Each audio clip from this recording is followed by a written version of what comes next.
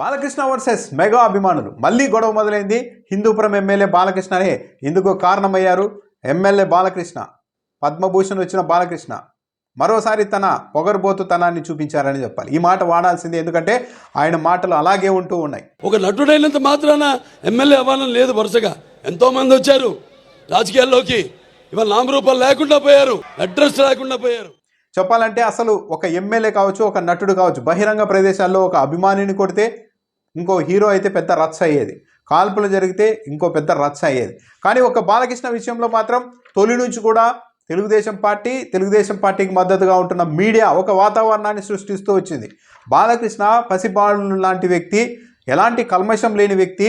ఆయన కొట్టారు అంటే, ఆయన చేతి స్పర్శ మీకు తగిలిందంటే అభిమానులకు అది మీ పూర్వజన్మ సుకృతం అంటూ ప్రచారం చేశారు. మరి తెలుగుదేశం పార్టీ నాయకులు ఇలాంటి మాటలు కూడా ఉపయోగించారు. బాలకృష్ణ కొడితే అది మీ అదృష్టం అంటూ ప్రచారం చేశారు. ఈ కాలంలో కూడా 2025లో కూడా ఇలాంటి మాటలు మాట్లాడే వాళ్ళు, ఇలాంటి వ్యవహారాల్ని ప్రోత్సహించే వాళ్ళు ఉన్నారన్నది కూడా ఒక దురదృష్టకరమైన అంశం. అయితే బాలకృష్ణకు పద్మభూషణ్ వచ్చింది. హిందూపురంలో ఆయనకు ఒక సన్మానం ఏర్పాటు చేశారు. ఈ సందర్భంగా బాలకృష్ణ మళ్ళీ పాత బాలకృష్ణగా మారిపోయారు. 2024 ఎన్నికలకు ముందు తెలుగుదేశం పార్టీ ఇబ్బందుల్లో ఉన్నప్పుడు, చంద్రబాబు నాయుడుని అరెస్టు చేసినప్పుడు చెప్పాలంటే పవన్ కళ్యాణ్ వెళ్ళి భుజం కాల్చారు. అదే పవన్ కళ్యాణ్ వెంట ఒకవైపు నారా లోకేష్, ఒకవైపు బాలకృష్ణ కలిసి నడుచుకుంటూ జైలు వరకు వెళ్ళారు. ఆ స్థాయిలో జగన్మోహన్ రెడ్డికి వ్యతిరేకంగా తెలుగుదేశం పార్టీకి మద్దతుగా పవన్ కళ్యాణ్ పనిచేస్తే, చెప్పాలంటే ఆ కుటుంబమే సపోర్ట్ చేస్తే, ఈరోజు మాత్రం బాలకృష్ణ మళ్ళీ పాత బాలకృష్ణగా మారిపోయారు. గతంలో 2014లో కూడా పవన్ కళ్యాణ్ మద్దతు ఇస్తే టీడీపీ గెలిచింది. ఆ తర్వాత ఇదే బాలకృష్ణ పలు సందర్భాల్లో జనసేన పార్టీలో ఉండే వాళ్ళంతా అలగాజనమంటూ మాట్లాడారు.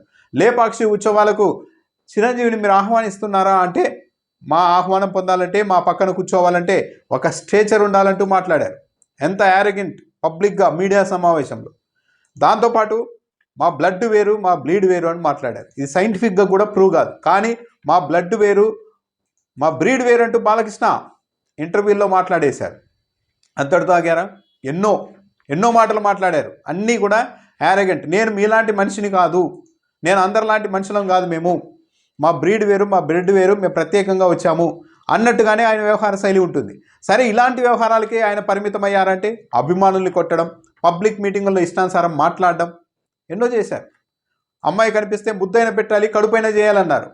కానీ ఆయన మీద ఎలాంటి యాక్షన్ లేదు. విచిత్రం, ఈ దేశంలో ఆయన మీద ఒక కేసు లేదు, ఒక ఇది కూడా లేదు.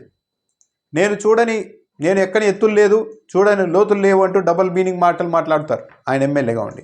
అయినా కూడా బాలకృష్ణని ఎవ్వరూ ఏమీ అన్నారు.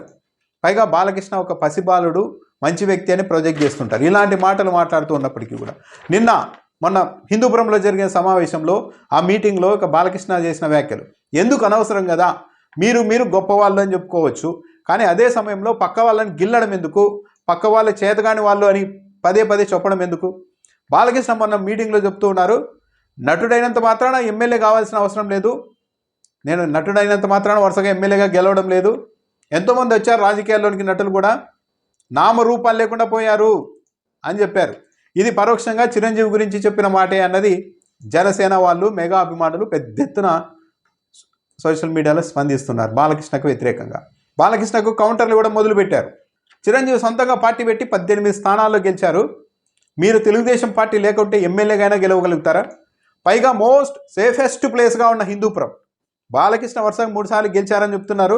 కానీ అంతకుముందు అత్యధిక సార్లు తెలుగుదేశం పార్టీ గెలిచిన స్థానం అది. ఎన్టీఆర్ కూడా ప్రాతినిధ్యం వహించిన స్థానం. అలాంటి ఒక సురక్షితమైన స్థానంలో ఎమ్మెల్యేగా గెలుస్తూ పక్క వాళ్ళని హేళన చేయడం ఏంటి? తెలుగుదేశం పార్టీ లేకుండా అయితే, ఇండిపెండెంట్గా అయితే బాలకృష్ణ ఎమ్మెల్యేగానే గెలవగలుగుతారా అని మెగా అభిమానులు, జనసేన వాళ్ళు సోషల్ మీడియాలో నేరుగా ఆయన మీద ఇప్పుడు అటాక్ మొదలు పెట్టేశారు. దాంతోపాటు ఎందుకు మీరు గొప్పవాళ్ళు, మీ బ్లడ్ వేరు, బ్రీడ్ వేరు అనే మాటలు కబుర్లు ఎప్పటి నుండి చెప్పుకుంటున్నారు, చెప్పుకోండి. కానీ ఇప్పటికిప్పుడు మళ్ళీ తోటి నటుల్ని, రాజకీయాల్లోనికి వచ్చి వెళ్ళిపోయిన నటుల్ని అవహేళన చేసేలాగా ఎందరో వచ్చారు, నామరూపాలు లేకుండా పోయారని ఎందుకు చెప్తున్నారు?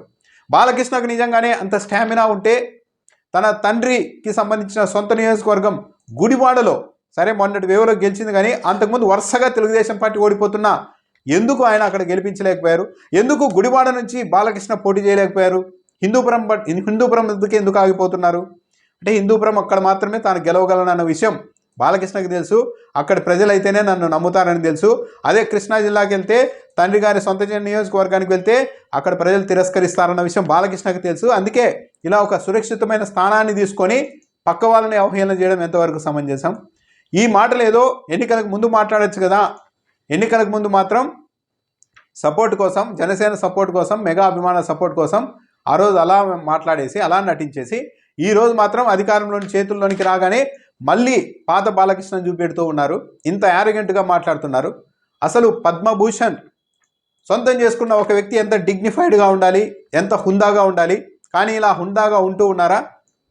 బాలకృష్ణకి ఎందుకు అంత పొగరు అంటారు? ఎవరిని చూసుకొని అంత పొగరు అంటారు? నన్ను చూసుకొనే ఆ పొగరు అని బాలకృష్ణ కూడా మాట్లాడారు మొన్న. నిజంగానే ఒక ఎమ్మెల్యేగా ఉన్న వ్యక్తి, ఒక నటుడు, పద్మభూషణ్ సాధించిన వ్యక్తి ఇలా మాట్లాడచ్చా? సమాజంలో నేను వేరు మీరంతా వేరు అన్నట్టుగా మాట్లాడచ్చా? లేనిపోని అంశాలను వివాదాస్పదం చేస్తూ అవతలి వాళ్ళని అవహేళన చేయడం అన్నది అది ఒక హుందాతనం అవుతుందా? ఏమీ లేదు. కానీ బాలకృష్ణ మాత్రం యథేచ్ఛగా తాను చేస్తూ ఉన్నారు. అంటే నేను ఏం చేసినా, ఏం మాట్లాడినా, ఒకరిని కొట్టినా కూడా నాకు ఏమీ కాదు అన్న ఒక వెసులుబాటు తనకుంది అన్న ధీమా కాకపోతే ఇలా ఎందుకు మాట్లాడుతున్నారు బాలకృష్ణ అని జనసేన వాళ్ళు కూడా ప్రశ్నిస్తూ ఉన్నారు. ఇదే బాలకృష్ణ గతంలో భారతరత్నని కాలిగోటితో సమానమని మాట్లాడారు. ఇప్పుడు తన తండ్రికి భారతరత్న ఇవ్వాలి, అది కూడా అక్కడ కూడా యారగెన్సీ. భారతరత్న ఇవ్వడం అన్నది ఎన్టీఆర్కు కాదు, ఇచ్చిన వాళ్ళకు గౌరవం అని మాట్లాడుతున్నారు. దాన్ని కూడా అంటే భారతరత్న కంటే బియాండ్ మేమంతా అని. గతంలో ఈ అవార్డులని, పద్మ అవార్డులు ఇవన్నీ ఎందుకు నాలుక గించుకోవడానికి కూడా పనికి రావని మాట్లాడిన బాలకృష్ణ ఈరోజు మళ్ళీ అదే పద్మభూషణ్ అవార్డుని ఎలా తీసుకున్నారు అని కూడా ప్రశ్నిస్తున్నారు మెగా అభిమానులు. అయితే గతంలో అయితే బాలకృష్ణ ఇలా మాట్లాడినప్పుడు నాగబాబు నేరుగా కౌంటర్లు ఇచ్చే ప్రయత్నం చేసేవారు. కానీ ఇప్పుడు ఆయన ఎమ్మెల్సీగా ఉన్నారు, కూటమి ప్రభుత్వంలో. పవన్ కళ్యాణ్ డిప్యూటీ సీఎంగా ఉన్నారు, బాలకృష్ణ తెలుగుదేశం పార్టీ ఎమ్మెల్యేగా ఉన్నారు. సో ఈసారి మాత్రం నాగబాబు నుంచి కూడా స్పందన లేదు. కేవలం మెగా అభిమానులు, ఆ కుటుంబానికి సంబంధించిన అభిమానులు, కొందరు జనసేన కార్యకర్తలు మాత్రమే ఈ మాటలపైన రియాక్ట్ అవుతూ ఉన్నారు.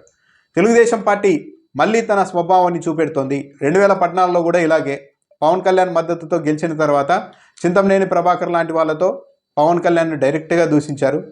అన్నను గెలిపించుకోలేడం, ఆ పార్టీని గెలిపించడం ఏంటి అని మాట్లాడించారు. ఇదే బాలకృష్ణ అలగాజనం అంటూ మాట్లాడారు. బ్లడ్ వేరు బ్రీడ్ వేరు అన్నారు. లేపాక్షి ఉత్సవాలకు చిరంజీవి రావాలంటే ఒక స్టేచర్ ఉండాలని మాట్లాడారు. అంటే ఇవన్నీ తెలుగుదేశం పార్టీలో దాగి ఉన్న యారోగెన్సీ, అహంకారం, పొగరబోతుతనానికి ప్రతీకంగా బాలకృష్ణ నిలబడుతూ ఉన్నారు. అధికారం లేనప్పుడు అందరినీ కలుపుకుపోవడం, అందరి సాయంతో అధికారంలోనికి రావడం, ఒకసారి అధికారంలోకి వచ్చిన తర్వాత ఆ అధికారం రావడానికి పరోక్షంగా కారణమైన వాళ్ళు, మద్దతు ఇచ్చిన వాళ్ళని కూడా ఇష్టానుసారం అవహేళన చేయడం అన్నది బాలకృష్ణకు అలవాటుగా మారిపోయింది. కానీ దాన్ని కూడా ఆయన గొప్పతనంగా అభివర్ణించుకుంటూ ఉంటారు.